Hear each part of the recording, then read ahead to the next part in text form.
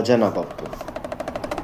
পার্বতীর মতো তার ভগিনী গঙ্গাও শিবলাভে উন্মুক্তা ছিলেন। তার কাহিনীও পুরাণে উল্লেখ করা হয়েছে। দক্ষকন্যা সতী তার পিতার যজ্ঞস্থলে প্রাণ ত্যাগ করেছিলেন।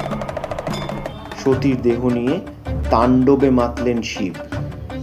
এমন অবস্থায় তার সুদর্শন চক্র দিয়ে শ্রীবিষ্ণু সতীর দেহ টুকরো টুকরো করে ফেললেন। সতী দেহ বিচ্ছিন্ন হলে শিব মহাশোকে গভীর তপস্যায় মগ্ন হলেন। এদিকে শিব সর্বকার্য ত্যাগ করেছেন এমন সময় জগতে তারকাসুরের প্রাদুর্ভাব হল। স্বর্গে দেবতারা স্বর্গচ্যুত হলেন। বলা হলো একমাত্র শিবপুত্রই তারকাসুর বধ করতে সক্ষম। কিন্তু শিব তপস্যামগ্ন। সতী ছাড়া তার তপস্যা ভঙ্গ করে এমন কোনো নারী নেই। ঠিক হলো, গঙ্গা রূপে আবার সতী জন্মগ্রহণ করবেন হিমালয়ের কন্যা হয়ে। সতী হিমালয়ের কন্যা গঙ্গা হয়ে জন্মগ্রহণ করবেন এমন কথা শুনে দেবগণ আশ্বস্ত হলেন। মেনকার প্রথম কন্যা জন্ম নিলেন সতীর এক অংশ থেকে। হিমালয় সেই শুভ্র দেহী কন্যার নাম রাখলেন গঙ্গা। গঙ্গাকে আশীর্বাদ করতে হিমালয়ের গৃহে ব্রহ্মা এবং বিষ্ণু অবস্থিত হলেন। তখনই হিমালয় জেনেছিলেন দেবতাদের উদ্দেশ্য চরিতার্থ করতেই গঙ্গার জন্ম। এ কথা শুনে হিমালয় মৌন রইলেন। মা মেনকার মুখ কালো হয়ে গেল। ব্রহ্মা বিষ্ণু সহ অন্যান্য দেবগণ বুঝতে পেরেছিলেন এই দৈব পরিকল্পনায় হিমালয়ের একটুও সম্মতি নেই।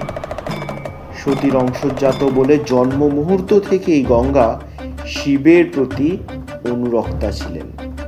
শিবের তপস্যাকে ভঙ্গ করতে চেষ্টা করলেও শিব কোনো সাড়া দিলেন না।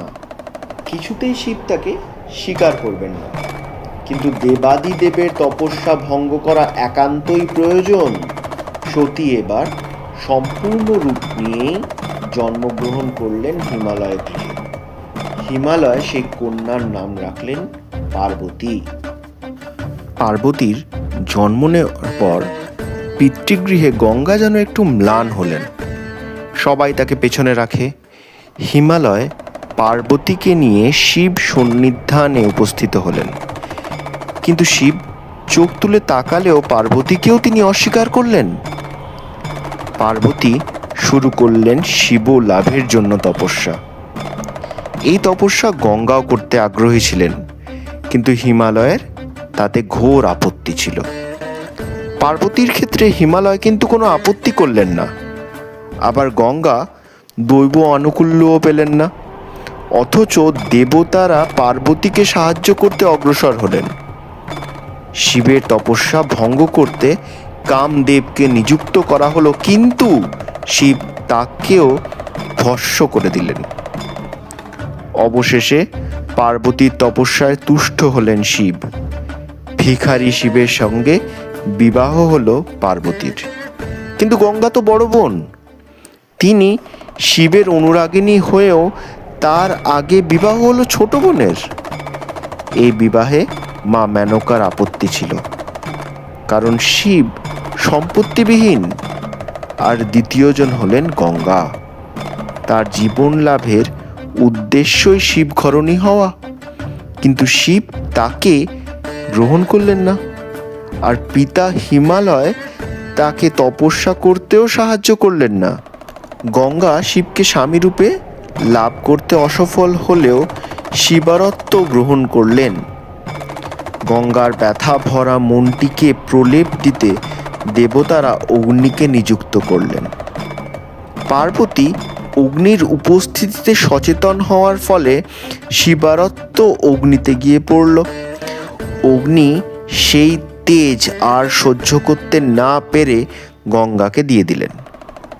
গঙ্গা গর্ভে লালিত হতে লাগলো সেই বীজ। গঙ্গা সেই শিশুর জন্ম দিলে কৃতিকাগণ তাকে পালন করে যুদ্ধের উপযুক্ত করে তুললেন। যোগ্য শিবপুত্র কার্তিক তারকাসুরকে বধ করলেন। শিবপুত্রকে ধারণ করে গঙ্গার শোক একটু প্রশমিত হলো। জগৎপালক বিষ্ণু ও ব্রহ্মা পরামর্শ করলেন, গঙ্গা যখন মহাশক্তির অংশ, তখন তাকে হিমালয় গৃহে রেখে কোনো লাভ নেই, বরঞ্চ স্বর্গতেই তিনি ভালো থাকবেন। এই সিদ্ধান্ত নিয়ে তারা হিমালয়ের কাছে উপস্থিত হলেন। গঙ্গাকে স্বর্গে নিয়ে যাওয়ার কথা শুনে হিমালয় ক্রুদ্ধ হয়ে উঠলেন, কিন্তু গঙ্গা খুব খুশি। তিনি ব্রহ্মার কমণ্ডলুতে তখনই আশ্রয় গ্রহণ করলেন। কিন্তু এ ঘটনায় পিতা হিমালয় রেগে উঠলেন।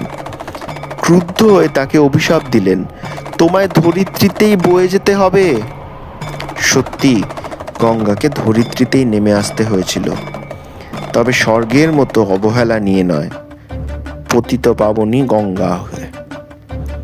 আমাদের এই গল্পটি ভালো লাগলে আমাদের চ্যানেলটিকে লাইক, শেয়ার এবং সাবস্ক্রাইব করুন। ধন্যবাদ।